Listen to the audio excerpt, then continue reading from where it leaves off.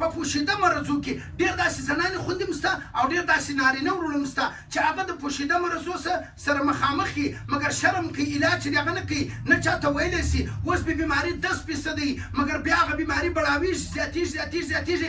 90% 80% ته ورسېږي مګر بیا چې کوم دی اوس به هغه بیماري یو زر په خرچه کې به هغه ختمېږي مګر بیا بعد کې د 15 لکو اپریشن به کوي بیا به د اپریشنانو سره مخامخ شي زه هغه زنانو خوندو ته دا خبره کوم زه هغه نارینه ورونو ته دا خبره کوم زه وایم پوشیده مرضونه چې پټ مرضونه ډېر داسې زنانې خوندې مسته نارینه ورونه مسته شرمېږي پوشیده مرضونه خو څه کوي بعضې نارینه ورونه داسې د الله ولیان بعضې زنانې خوندې داسې چې عام د معدې مسله علاجات یې نشي ذکر کولی چیرې پوشیده مرضونه زه ته دا خبره کوم زه هم که ته د هر قسم موزي مرض سره مخامخ یې مشکل مرض سره مخامخ یې نن ستا هغه بیماري چې کومه ده دا ظلم به د ځان سره نه کوي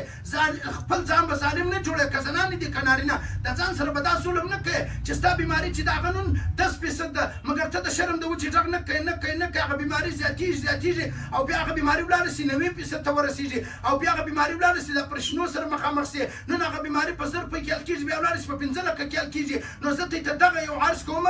دغه عرض درته کوم که د هر قسم پوشیده مرض هر قسم مرض سره مخامخ یې په دې کې د شرم خبره نه د خپل علاج چې دغه وکړه د همت لسونه راټول کړه مایوسي چې دغه ختم کړه بېبسي چې دغه ختم کړه خپله پریشاني چې ده هغه په خپل لاس باندې ختم کړه او که چیرې ته وایې چې زه مور پلار ته هم نشم ویلی اول خو مور پلار ته ویلی سې ولې مور پلار چې دي هغه ستا خیرخوا دي هغه تا ته خپل طریقه او ترتیب درښایي که ته وایې زه د مور د پلار څخه ډېر کسان داسې شته